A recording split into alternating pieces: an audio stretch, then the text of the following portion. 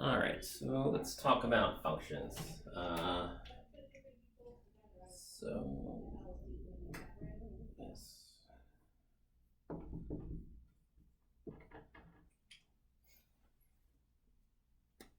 All right, so let's just first say what a function is. In generality, there's sort of a general notion of a function. In practice, there are certain types of functions we deal with the most often. So we'll talk a little bit about everything here. So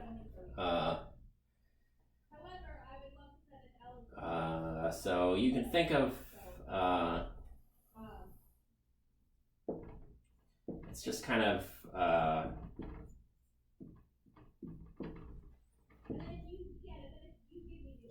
you can think of it as a rule.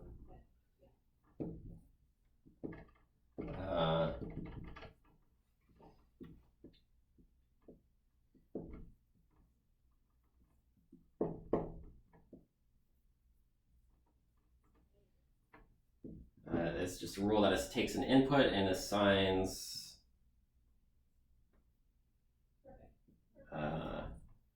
an output. So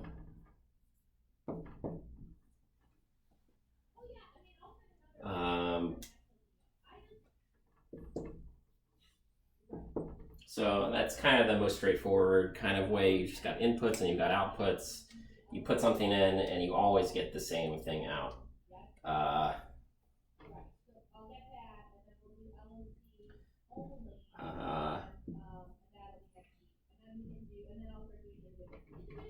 Yeah, so let me just so it's all right.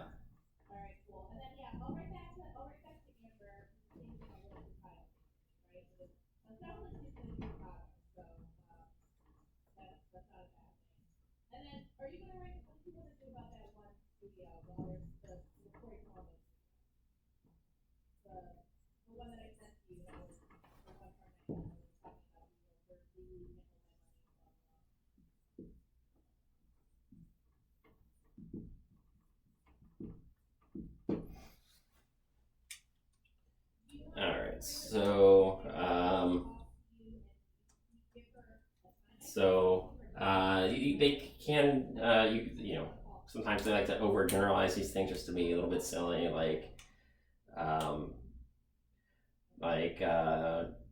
what does Joe want to eat for dinner might not be a function because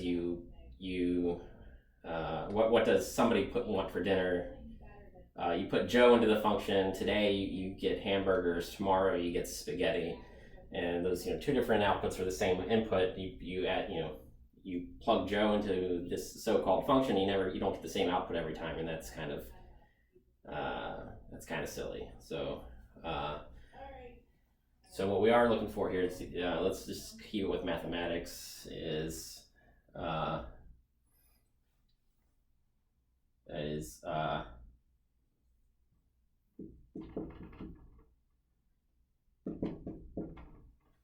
Well, here's the thing, and we write these notations, and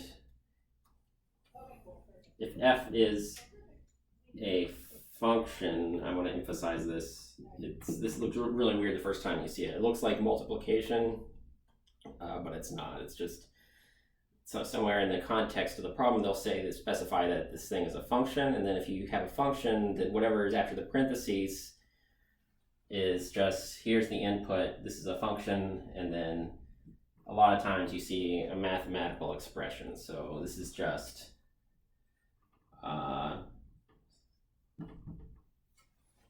so if you have an input, and then if you say that f of, you give it an input, is equal to this output, this whole thing, well, it depends on the input in some way. And something like that. So that's a function. It's if you plug in 1, you'll always get 2. If you plug in 3, you'll always get 4. It's not random.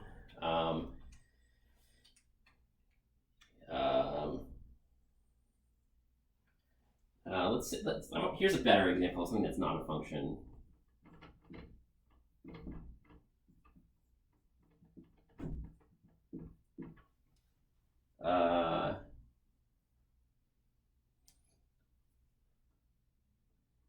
Okay, so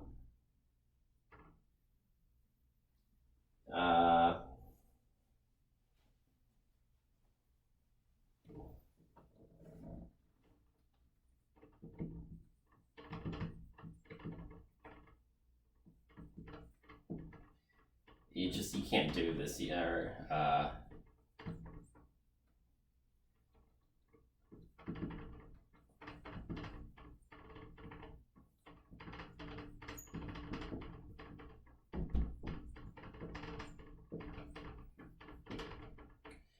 Weight is not like a direct function of height, so you know, because well, even me, you know, when I was like 20 years old, let's see, I was already as tall as I was ever going to be, but I've gotten a little bit heavier since then. So in inches, well, I was like basically 5'8". I could convert that to just raw inches, but that is a well-defined height. Well, that's me, but in like right when when I was in like year 2000 or something like that. But you plug in the exact same height. I haven't gotten any taller, but am I gonna just make this public information? Well, it varies a little bit, but I'm like, it's been a long time since I've been to Publix because it's scary going in public places and get deliveries and whatnot. But last time I checked, I was like 180, 185. So it depends on a lot of things. There's like, for a single person, it can vary over time, and it's just well, so if you have like a huge sample of people, well, and this is sort of interesting, but you get something like this. It's like you can get, it's just this big cloud, but it's like, yeah, sure, it's the taller you get, the more places there are to put body mass, and it kind of correlates a little bit. But it's not a function. It's interesting. It's very interesting. There seems to be some kind of relationship, but you can't just plug in. You can't just take someone's height and then know exactly how tall they are. You might be able to make an educated guess, and that's kind of a statistics sort of thing. And that educated guess could be a function of height, but the actual weight, you can't just plug in a height and then get a weight. That's a straightforward function. So these things are interesting, but they're not functions. It's just sometimes you plug in an input, it's impossible to get just one output. Let's jump to something a little bit more college algebra like. So here we go. So what do you think about this one for a second? This example is pretty important. So what's the difference between these two? So I'll call them g of x equals something h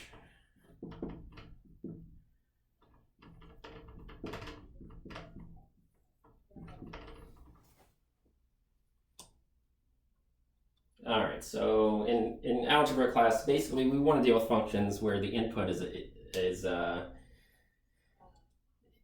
number, and then the output is also a single number.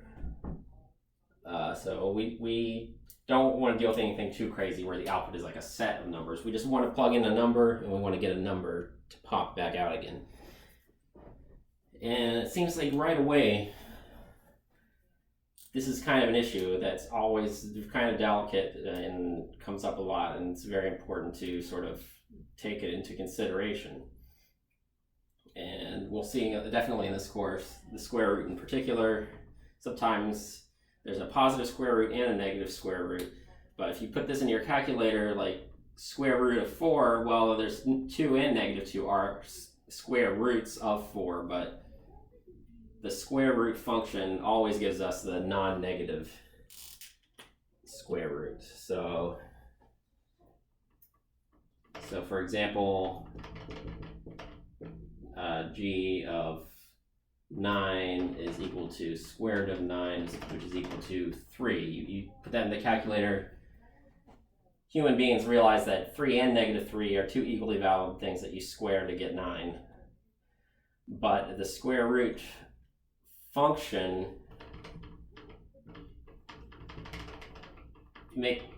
has to make a decision, and the most straightforward thing is to pick the non-negative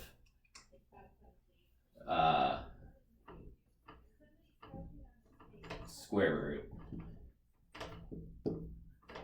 Well, sometimes the negative one is also important, and then it's just within whatever context, like solving quadratic equations, well, maybe both of these are equally important, and we kind of write it down. So we can write everything on just a single line. Maybe the solution has a plus or minus square root of 9.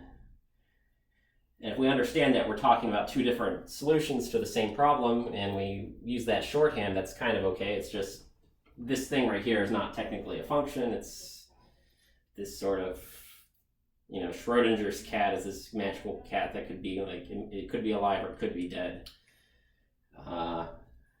And so it's the same kind of situation here, and that's okay. It's just your calculator doesn't have a plus or minus square root of x. It's just you take the positive square root, and then there's some interpretation involved, and then your final answer might be a set of two different solutions. So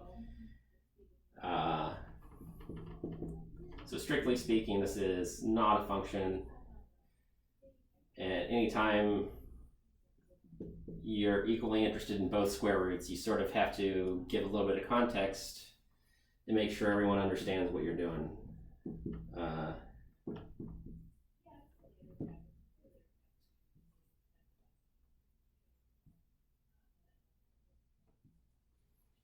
Well, that's two different things. So it's there's a plus or minus, and then there's a 3. Could be either. So I could be 135 pounds. I could be 185 pounds. Well, the plus or minus square root of 9 could be 3, or it could be minus 3. Same idea.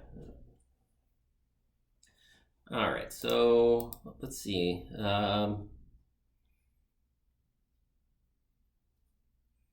Yeah, so let's just keep going here a little bit. So that's what we do with functions, but let's just sort of move on to the next thing.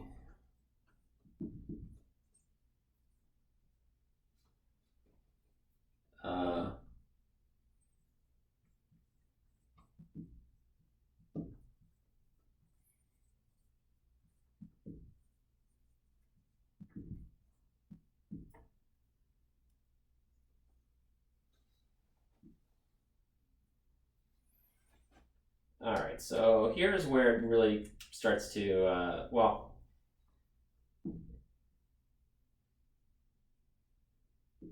let's just have a particular example in mind.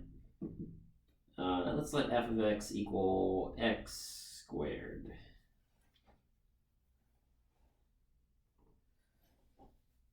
All right, so we have, I'm going to do something a little bit different this time. I'm going to take the input.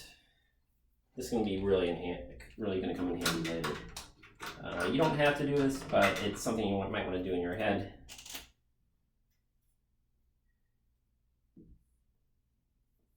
I'm going to use red for that. So the input is in red, so f of,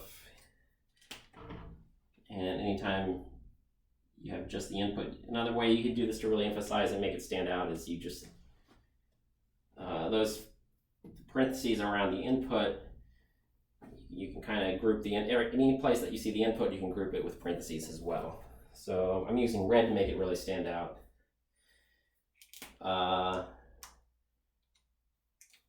If you had f of smiley face would be smiley face squared. And in particular, for this example, find f of x minus 3. Evaluate, I guess, would be kind of more mathematical language, but yeah, let's find it, let's evaluate it.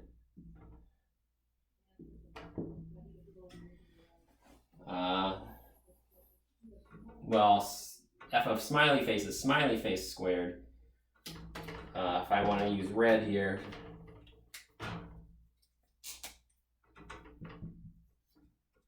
well, what is f of x minus 3?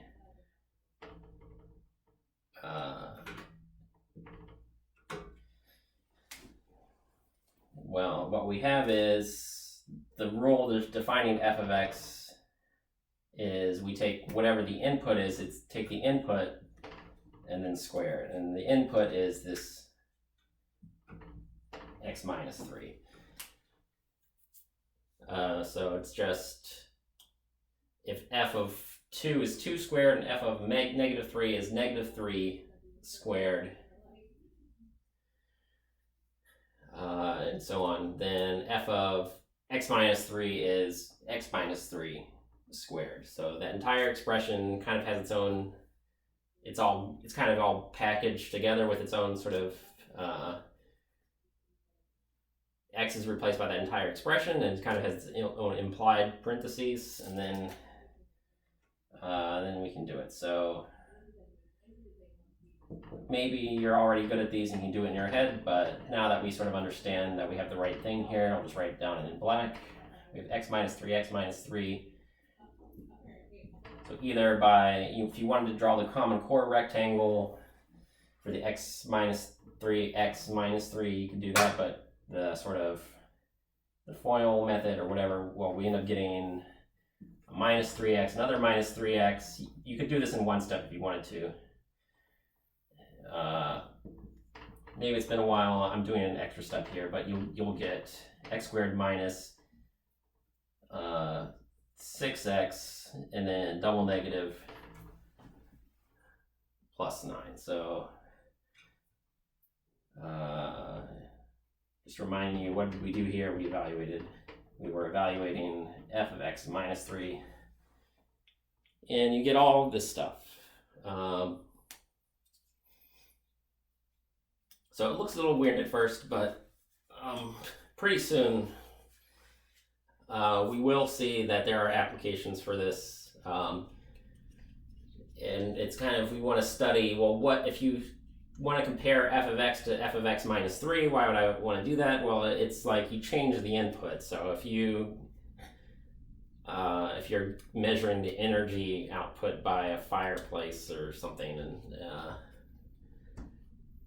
or some kind of machine, and then you put 3 less pounds of wood, how much energy do you make compared to what you made before? So you can change the input and then study and examine how does it change. And it turns out that's a pretty big deal. What happens if I double the input? That's also an interesting question. So let's just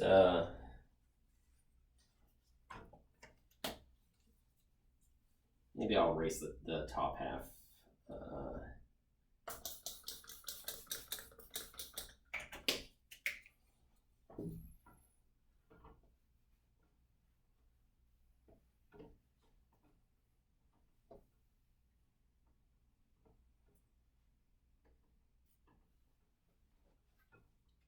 Alright, so let's do an example. F of x be equal to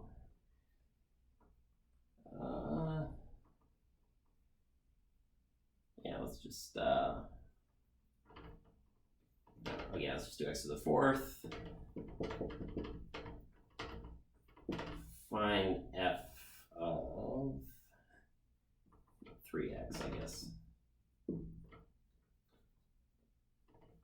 And you don't have to use colors. But there's the input, and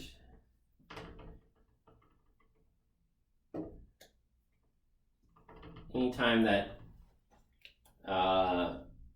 it's like an order of operations, whatever the input of the function is, that's a self-contained package. All of it is a single, every x is replaced by whatever expression you feed into the function. So this is not equal to, you don't write down 3x and then that fourth power. You can never go wrong by, when you substitute the value into the function and you put that into the expression, you never go wrong by putting parentheses by every copy, around every copy of the input. It's very important.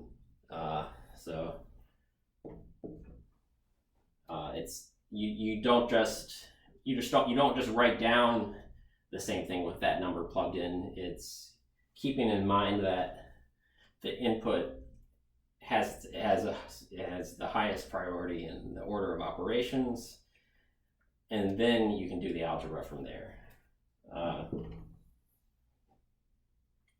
So we have 3x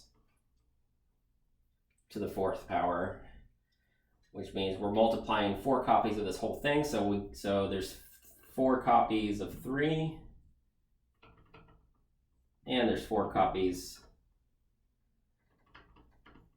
of x.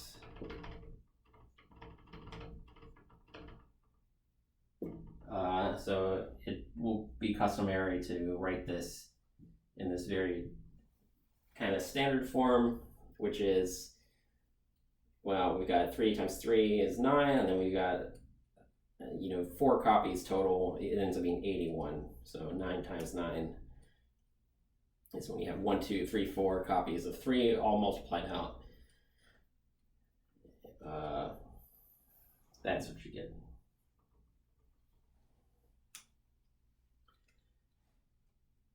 All right, so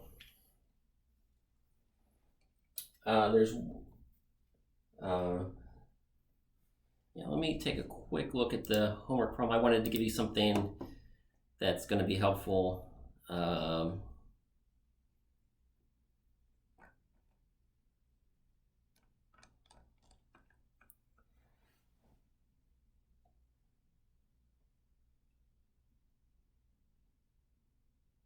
Yes, okay, so I wanted to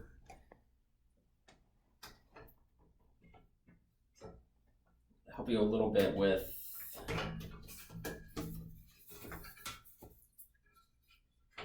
sometimes it's called the binomial theorem, but you might also know it as Pascal's triangle.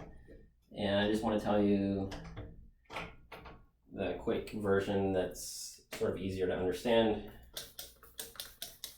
because there's an example that's going to come up. I'm going to give you one that's a little bit harder than what's on the homework, just so when you see the one that's on the homework, it's even easier.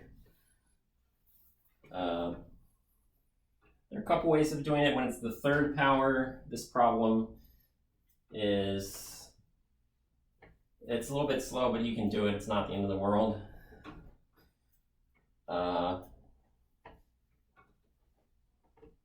Let me just make sure I don't make sure it's not exactly the same. I want to make sure it's at least slightly different so I don't give it away completely.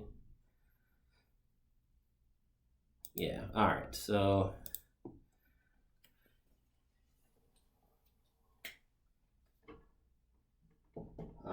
let me just give the context. So what is this? What kind of problem leads to this? So let f of x be x cubed. Find x minus 2. Find f of x minus 2.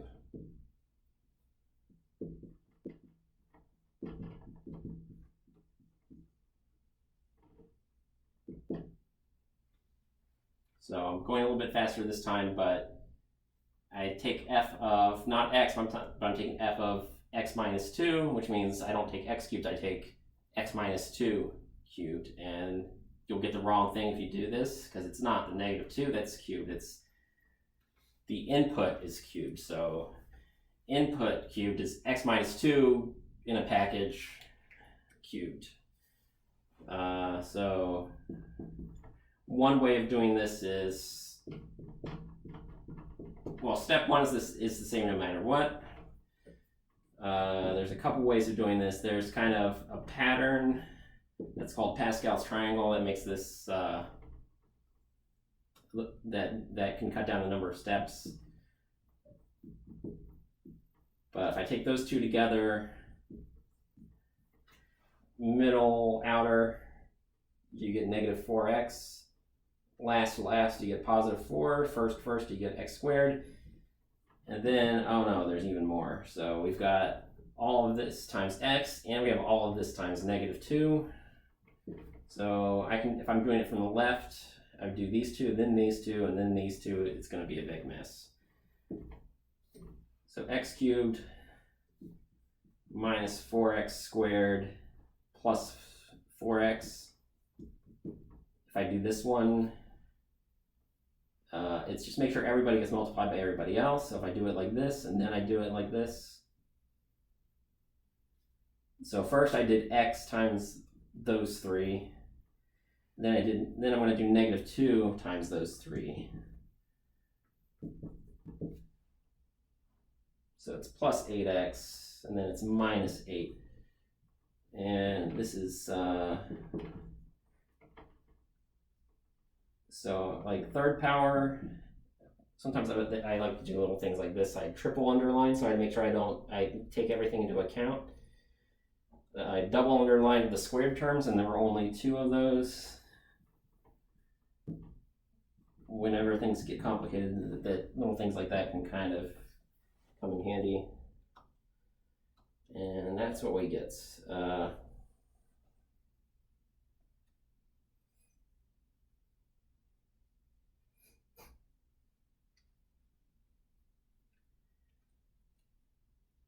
Yeah, all right, so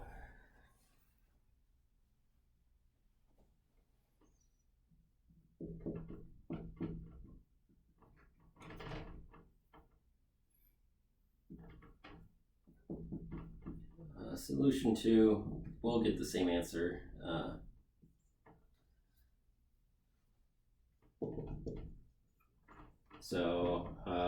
Technically this is f of x minus 2 is equal to the original, this expression right here. But we'll always ask to expand and combine like terms. It's for various reasons, this is a useful thing to do. We'll see examples of this pretty soon, maybe in the next video or 2. But here's the trick. So if we have a plus b to the n, well, how do we do that?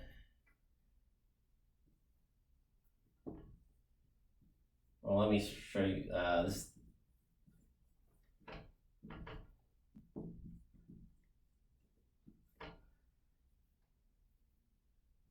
The first row is like, we have the 0th power.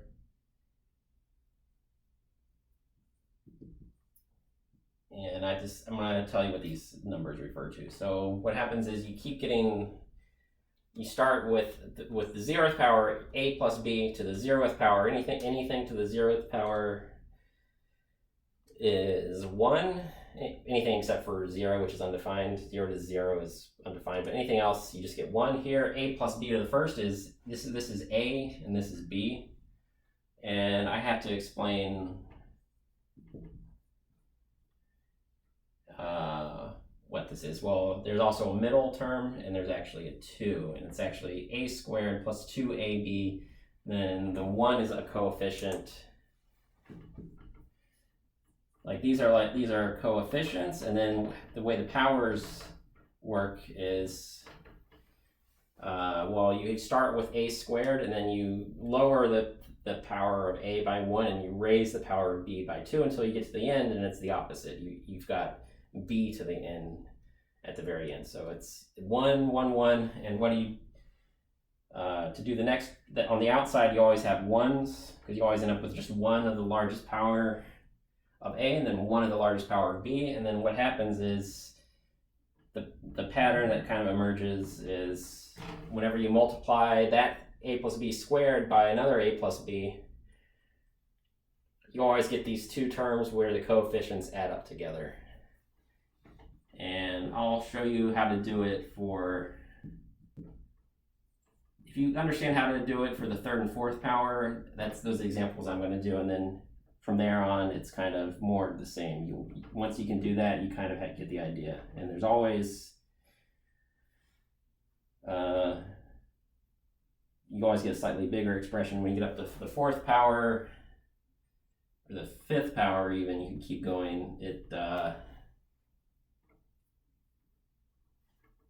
But here's the coefficient. You get 2 copies of 10, you get a 5, and I'm running out of space, but the next one is just another 1 again, if this is A plus B to the fifth. So what do we have here? So what you need to do is you need to give yourself plenty of space. What we have is we have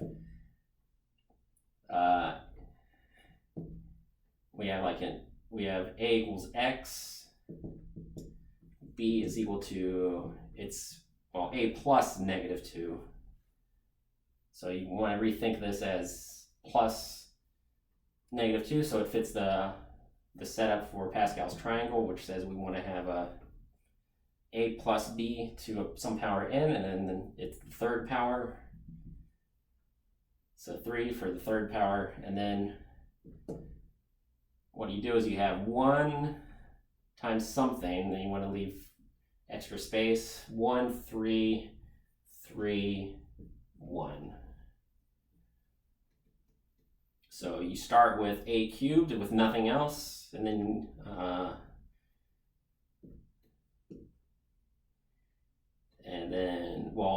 here you could have B to the 0, which is kind of distracting, but it's just, you think just each time we lower the power of A by 1, and then we increase the power of B by 1. So we didn't have anything at all here. So this thing is that's B to the 0, that's B to the first. We've got 1 copy. We had no copies, so we just put a 1. So we're not multiplying by anything really, we're just multiplying by 1, but then we have 1 copy of B. Next we have 1 fewer copies of A, and then we have no copies of A for the last one.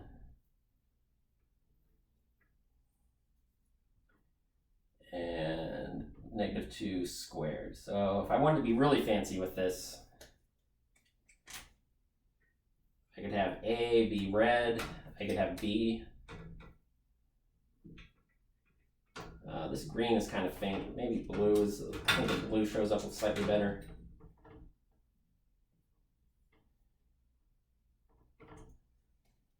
So I'm writing down the exact same thing, just using color now.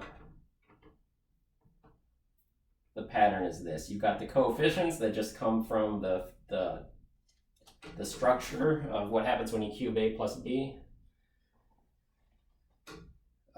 Here, so it's B to the, no B's yet, it's B to the 0, which contributes no change, which is like a 1 as like a placeholder, but here B is -2, and we take -2 to the, so no B's at all, then we first power, then we second power, and then I didn't write it down yet, but it's -2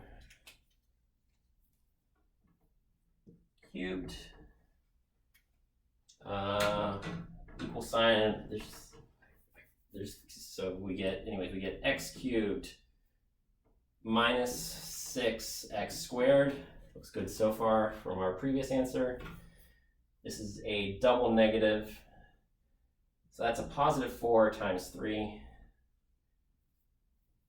I'll space it out just so it lines up a little bit easier. Yeah, let's space this one out too. Plus, so it's easier to follow, we get 12x.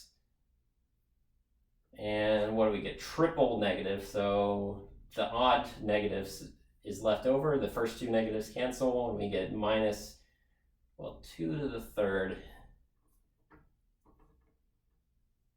is 8. So negative 8 at the end.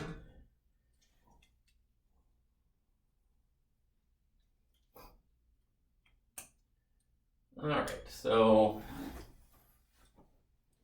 this is a really good time to pause it, because what I want to do is I just want to erase this for you, and I want to do a 4th power.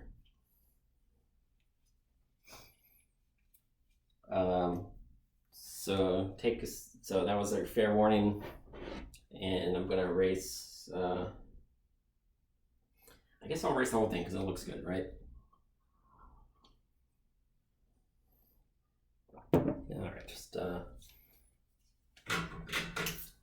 yeah, let's do it. I can even do a 5th power. It's a little bit overkill. I'm definitely not going to make you go that far. But if you can understand the 4th power, you get the idea. You could do more if you really need to, but I'm not going to make you. I'm not going to make you do 5th or 6th. It's kind of.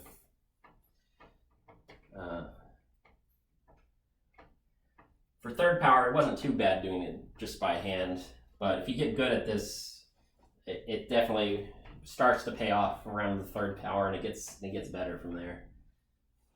So let's do it. So let's do.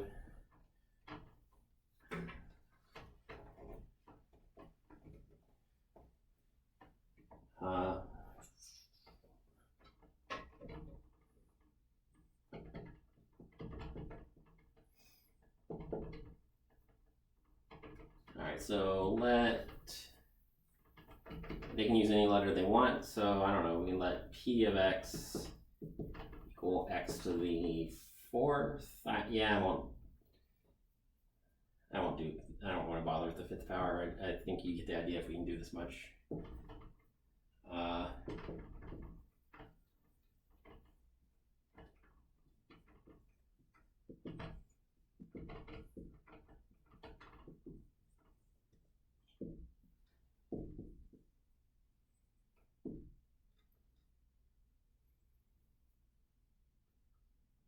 So x plus, yeah, p of x plus 2.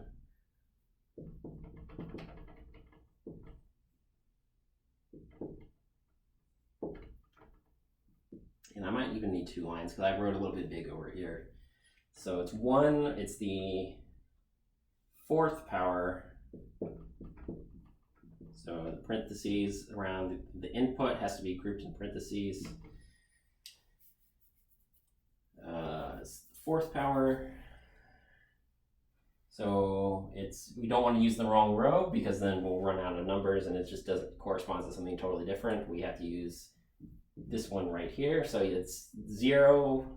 0th power is just the term 1 because anything to the 0 is just 1, and then you get 1st power, 2nd, 3rd, 4th. So 0, 1, 2, 0, 1, 2, 3, 4,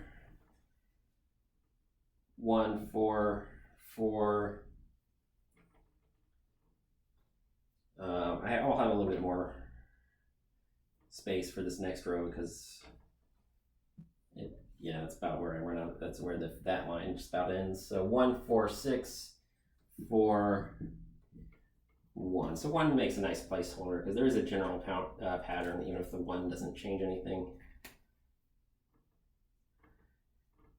And sure, if you like it, well, there's a YouTube channel called Black Pen, Red Pen that does math. They do a little bit of slightly higher level stuff. Sometimes they go back and do lower level math. They try to do it kind of for a general audience, but some of it depends on calculus. But there's a reason why they call that channel blue or Black Pen, Red Pen. I believe it's Black Pen, Red Pen, and that's sometimes the pattern is, well, what is the role played by each of these things, and then this is a reoccurring character in what's about to unfold. Well, that the red term is playing the role of x. Well, how many do we have? We have 4, 3, 2, 1, and I could write x to the 0 over here, or I could write 1. We're multiplying by 0 copies of x. We're not multiplying by any copies of x, which means we just have a 1. And here, at first we don't. This corresponds to when you multiply all this out and you only multiply the first thing every time. There's nothing from here. There's everything from the x's. And then, well, we have 2 to the first, 2 to the second, 2 to the third, and then the very last one is 2 to the fourth. So I'm never ever going to make you use color. It's strictly optional. I'm just trying to make it. I'm just trying to use color to make the relationships jump out at you a little bit more. That's all. But what do we get? We get x to the fourth plus 2 times 4 is 8x cubed plus 4 times 6 is 24. And yeah, you can use scratch paper or a calculator to compute those coefficients. You can always pause and slow down a little bit, but here's 2 to the third is 2 times 2 is 4, then it's 8 times 2. You get 32x to the first, and then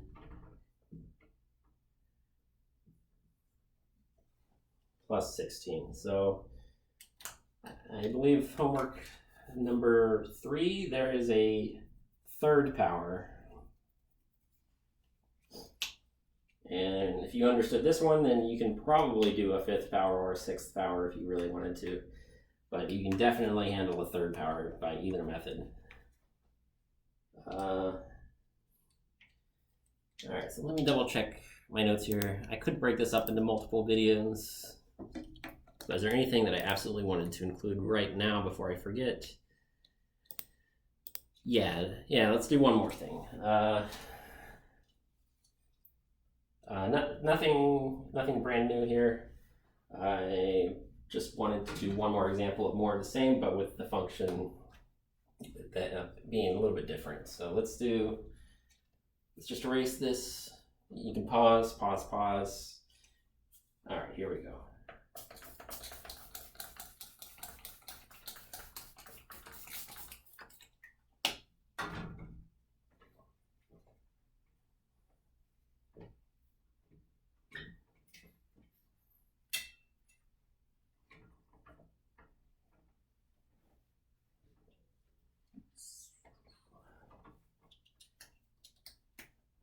So no more of those big exponents for now. Just really comes in handy. It's borderline, like an equally good way of doing the third power, and then from 4th power and on, it's definitely the fastest. But here's a just totally different example. I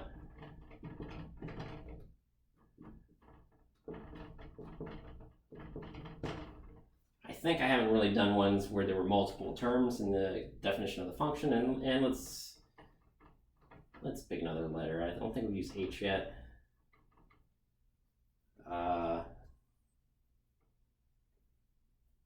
Yeah, so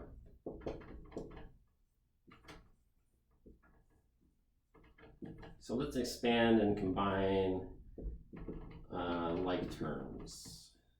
So it's only a 2nd power, but there's 2 different powers of x involved here. So h of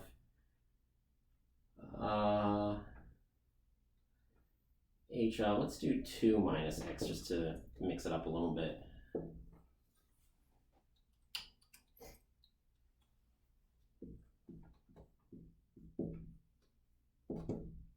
So I think we've done enough of these. I'm gonna just go faster. I'm not gonna use color this time. But the important thing is every place you see, I'm not taking h of x, I'm taking h of 2 minus x. So 2 minus x, I mean, sometimes to see, this might help you though. To really see the pattern, you can always write down the function one more time right above what you're about to do, and then it's like, okay, now my eyeball just directly sees what I need to do. Just write it down. You can write down the h of x before you generalize it to other inputs, like immediately beneath that. Now it all like, okay, maybe now this should be a little bit more clear. So we're not taking h of x, we're taking h of 2 minus x. So it's 2 minus x squared instead of x squared. And then minus 2 minus x instead of x, and then plus 1.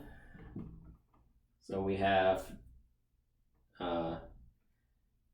if you need a piece of scrap paper to do it on the side, well, if you practice these a lot, you start getting used to it, but it's, you get minus 2x and then another minus 2x. And then you get you get plus x squared. So you get this one squared. It's well,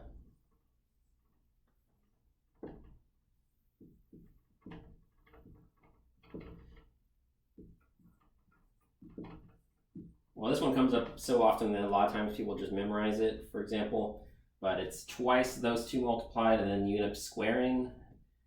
But you think of, but 2 minus x is the same thing as 2, and then you add a negative x, and then negative x squared is, this is just plus x squared, because the minus is part of the thing that's getting squared. And so a lot of times, just in case they think they might get confused here,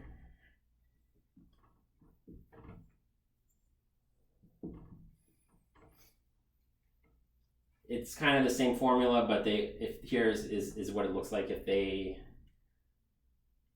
took the step of carefully canceling the double negative. If they did that for you, it would look like this. And either way, you get this. You get minus 4, distribute, you get plus 2x plus this 1 at the end. So make sure I get those together so I can put the x squared up front. I can get the negative 2 is the total number of copies of x, and then maybe I'll do squiggle for the constants. So that one's the 0th power, but I wanted to mark it somehow. So plus 4 minus 4. Yeah, that's right. And then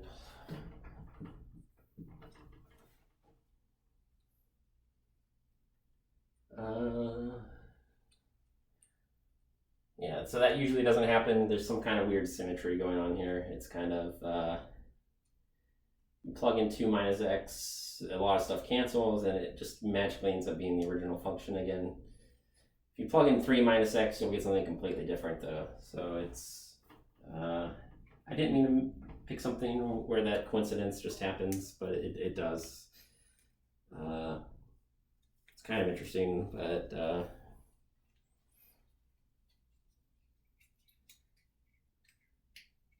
yeah, all right. But that's what you get. I think that's about it. This one's gone on a little bit long. I'm gonna stop it here. I think that was a lot of important stuff. I think that's more than half of what you need to know. But yeah, that's functions, and that's Pascal's triangle. We did a lot of good stuff. So let's cut it there. All right, good luck.